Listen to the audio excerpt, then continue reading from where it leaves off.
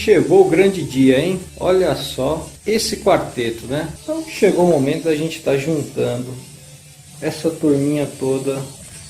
Casa pronta, chaves entregues. Então vamos mandar bala aí.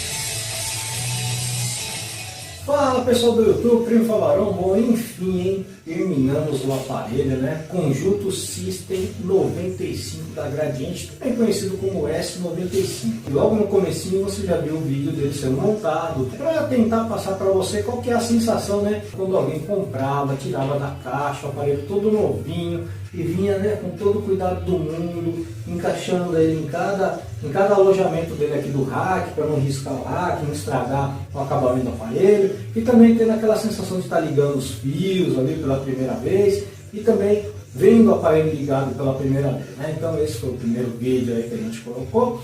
E é o seguinte, né, para você que já está acompanhando a sériezinha toda aí, você já sabe, esse aqui é o vídeo final. E você que chegou agora, é só vir seguindo a sequência de vídeos que você vai ter lá restauração total de cada componente aqui, né? Seja toca-disco, tape deck, receiver, né?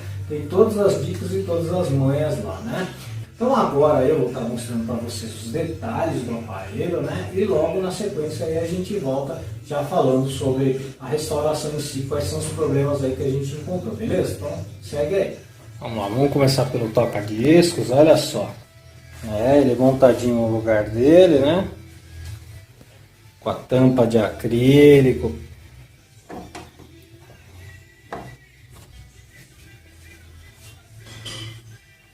O conjunto ficou muito legal, né?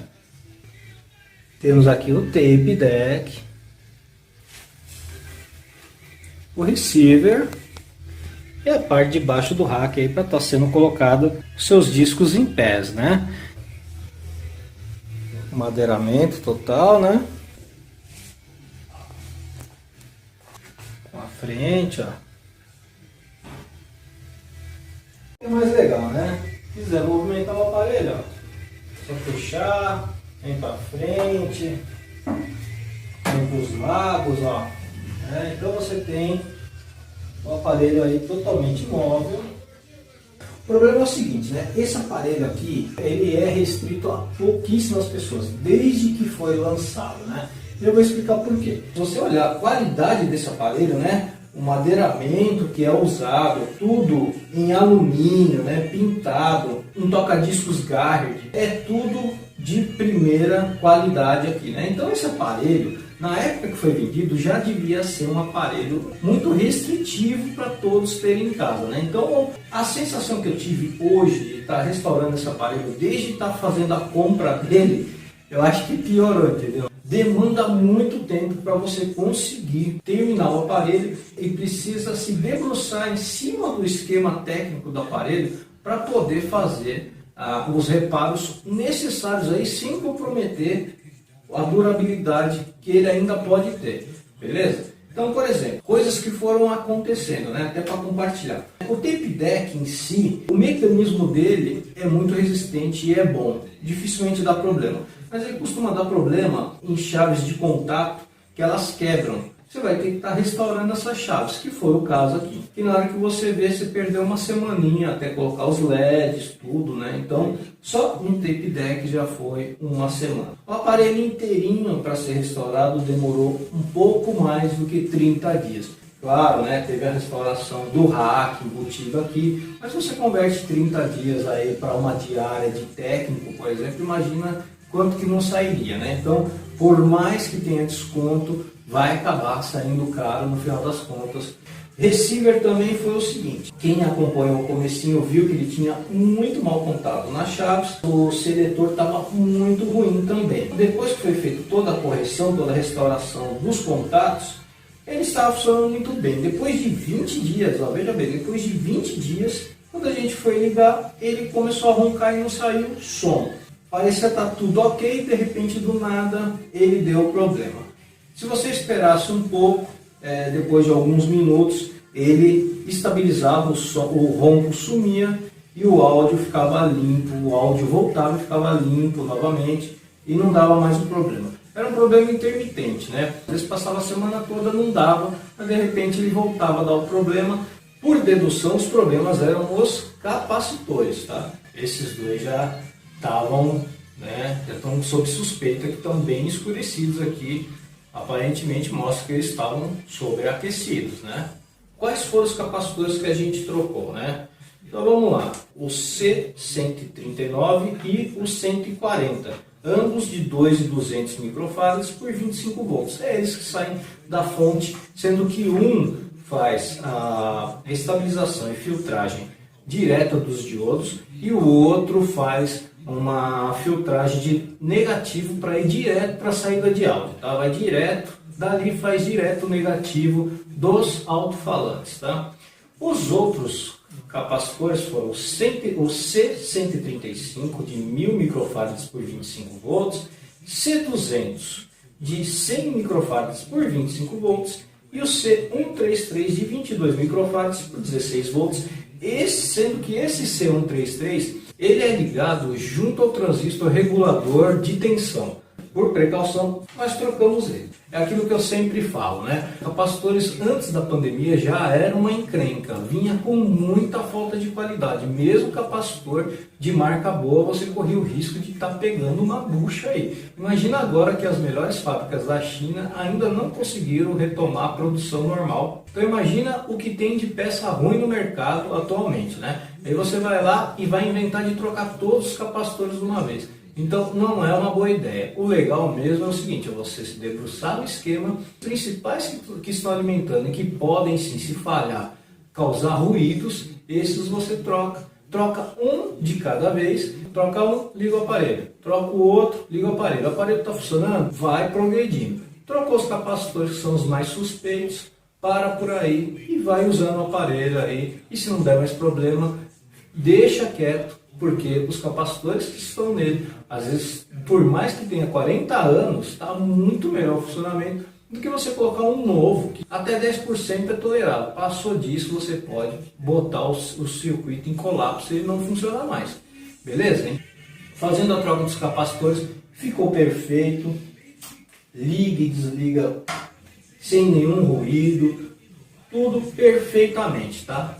Outra coisa que aconteceu também foi, né, que deu um probleminha até mais chato, foi o toca-discos, né? O toca-discos foi o seguinte, né? Ele veio com todos os problemas que podem vir, né? Um aparelho que está parado há muito tempo. A rotação estava acelerada, o mecanismo, claro, também estava todo engripado, mas uma coisa que chamou a atenção desse aparelho era algo que preocupava e do nada parava de passar som.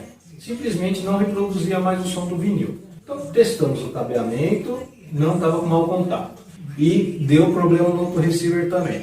Uma vez que essa cápsula ela é independente, ela trabalha com duas bobinas, uma para cada canal. Então se você tem um problema no positivo ou no negativo, que seja, ele vai parar de funcionar aquele canal, não o outro canal. Diferente daqui que cortava realmente o som. Eu já comecei a ficar preocupado que pudesse ser a cápsula que estava com problema. Essa cápsula é uma Pilkington V15 AT2. É uma das melhores, a que mais consegue captar toda a frequência do vinil. Então é uma cápsula muito boa, né? Além de ser original do aparelho. Então isso estava me preocupando, porque se eu precisasse trocar, teria que trocar por uma cápsula nova da Audio-Técnica, que é 1000 vezes mais barato e é nova, só que a qualidade é muito inferior. Além de perder a qualidade, perder toda a referência do aparelho, né? Bom, na desmontagem, para fazer todo o mecanismo, assim que é montado novamente, é padrão estar testando todo o cabeamento. E aí, quando chegamos no chicote, uma resistência lá em cima e irregular, não parava. O multímetro não conseguia estabilizar. Aonde estava o problema dele? Nos conectores de encaixe da cápsula. Como é que ele funciona? O conector tem umas garrinhas que, quando ele é prensado, ele simplesmente morde a malha do fio e consegue dar contato no fio. Mas passado 40 anos, que vai oxidando, o próprio conector também vai oxidando, ele vai ter uma dificuldade de criar contato. O que não tinha resistência nenhuma, começa a ter resistência. Aquela resistência chama-se impedância. Juntando o próprio bobinamento da cápsula, no final das contas, passava de 47K, e aí quando chegava no receiver, seja nesse ou seja no outro receiver, eles trabalham com uma sensibilidade de até 47K, né? Passou dessa impedância aí, o receiver logo mais corta a transmissão, por já identificar que tem coisa errada aí. Tem uma fonte de sinal que não é compatível com ele. Então por isso que você estava ouvindo o disco, de repente alguns minutos depois ele cortava, e se você desligasse, ele conectasse de novo, ele voltava a funcionar com os dois canais ao mesmo tempo. Então não era defeito do receiver, mas sim uma impedância nos dois canais vindo da cápsula por conta do mau contato do chicote, que o receiver identificava e depois de um tempo ele parava de funcionar por autoproteção mesmo. Então os conectores, a gente foi lá e derreteu e deu um pingo de solda para juntar. Pronto, impedância zero, resistência zero, não deu mais nenhum problema, funcionam os dois canais perfeitamente. Dificilmente você vai ter um problema na cápsula dessa. Então, antes de sair trocando, é obrigatório você fazer o teste, medir a cápsula, ver quanto que ela está dando de uma bobina na outra. Se estão dando parecidas, quando você liga o chicote, é obrigatório você seguir todo o trajeto e testar os dois canais para ver se está mantendo aquela resistência de cada canal, para ver se não está tendo um mau contato aí no meio, beleza? Um outro problema que deu também no toca-disco foi o seguinte: ele estava dando um certo chiadinho, né? Um certo roncadinho, como se fosse mau contato de aterramento. Você apertando o aterramento no receiver um pouquinho mais, você percebia que melhorava, né? Que sumia o barulho.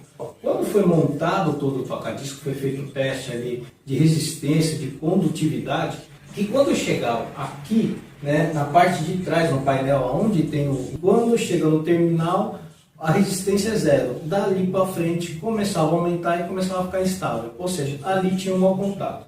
Para resolver isso, foi raspada a chapa bem atrás desse terminalzinho, colocado um pingo de solda unindo um ao outro e pronto, zerou. Ficou perfeita a conexão dessa chapa na parte traseira com o terminal e o resto do aterramento, e aí pronto, é só pegar, encostava o fio no receiver que fechava ali o aterramento e não tinha mais nenhum ruído, beleza? Bom, e aí eu queria estar compartilhando com vocês a experiência de estar comprando esse aparelho, né? Foi o seguinte, não foi nada fácil. Quando você começa a garimpar, procurar aí na internet para estar comprando esse aparelho, você vai ver que esse aparelho é bem caro. Esse aqui mesmo foi o seguinte: a primeira vez que foi anunciado, o cara estava pedindo R$ 4.500, tá? Passado um tempo aí, olhando, procurando aparelho, vi esse mesmo anúncio aqui, e aí o anúncio tinha desabado de preço. O cara colocou por R$ 700. Eu peguei, entrei em contato com ele e ofereci 500. Ele rapidinho aceitou.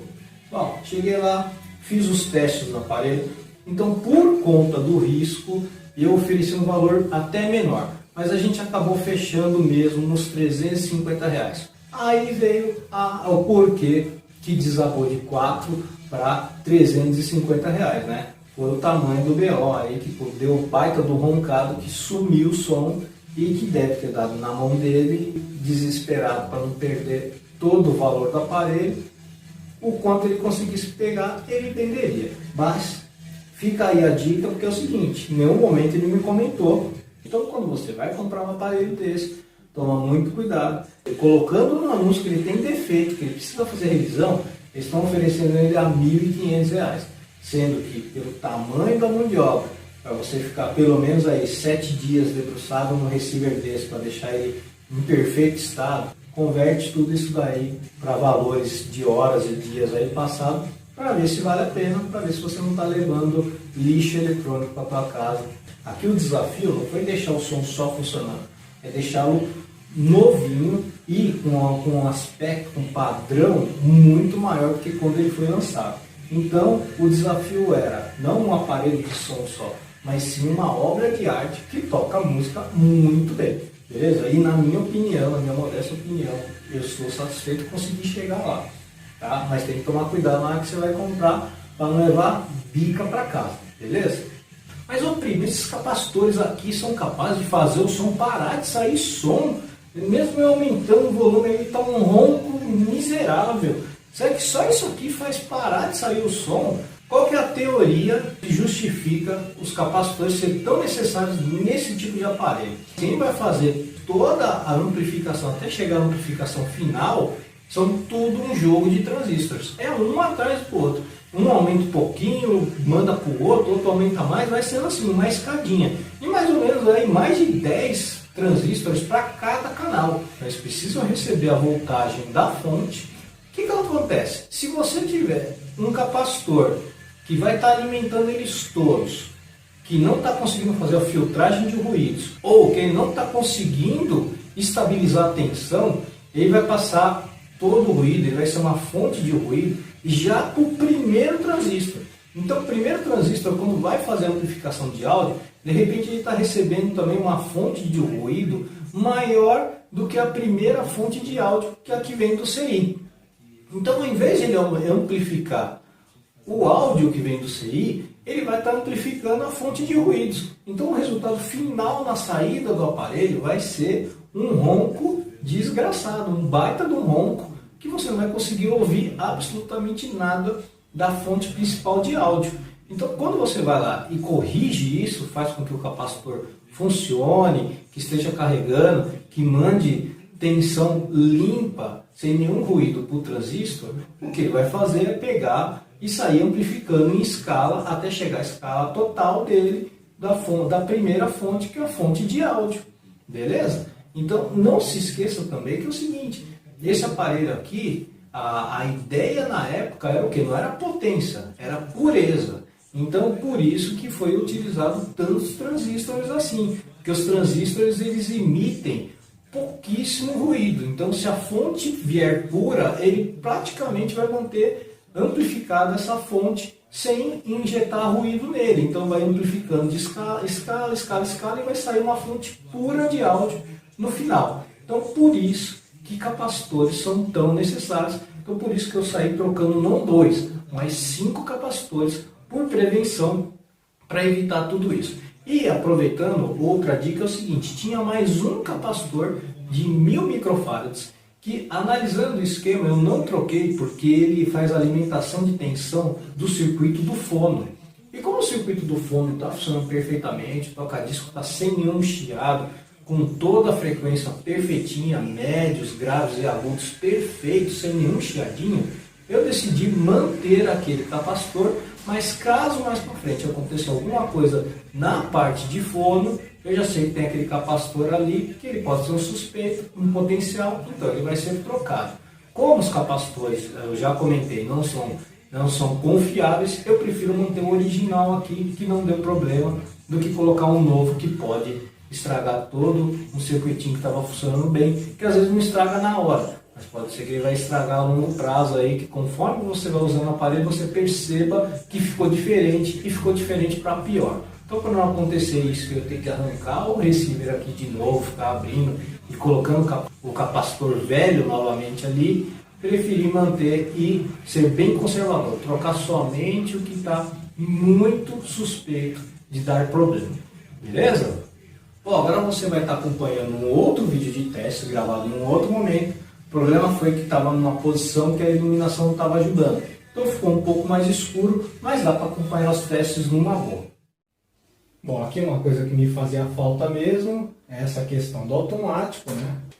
Ir automaticamente, né? E aí quando fica sem, sente falta, né? Que era o outro aparelho que eu estava, que era um Philips, né? Que era manual. Bom, eu vou estar colocando numa faixa, que eu não costumo usar esse disco aqui para fazer vídeo, mas eu vou estar colocando aqui porque ele tem um começo de música que é só na bateria, ali você consegue ouvir a caixa, o chimbal. Com essa cápsula aqui você consegue saber certinho de tão boa que é.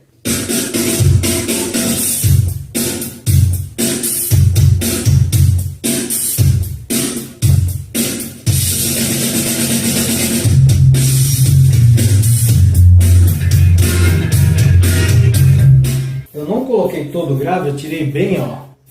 Que senão a caixa joga muito subgrave e aí faz corte aqui na captação do celular. O celular não aguenta, entendeu? A verdade é essa. Então tive que pegar leve no grave aqui. Bom, então ali você percebeu, né? A qualidade de grave, de médio, de agudo que essa cápsula consegue captar, né? Então agora a gente vai colocar um discozinho aí que a gente está mais acostumado, né? E óbvio, né? Vai estar sempre editado, cortando o áudio, passando de forma rapidinho, curtinho, que senão os direitos autorais vai tesourar o vídeo.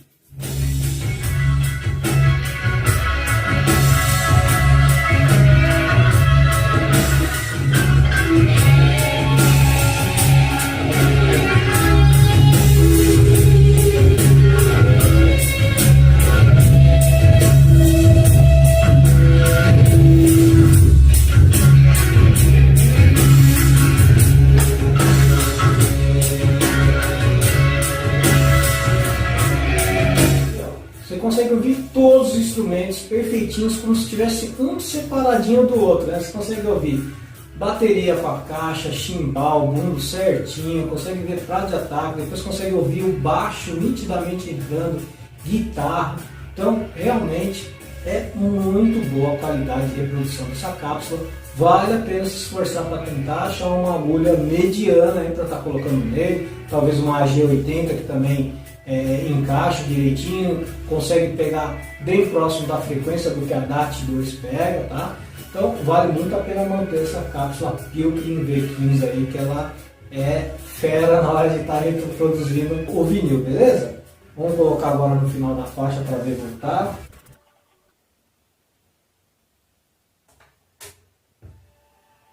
Aí, voltando direitinho.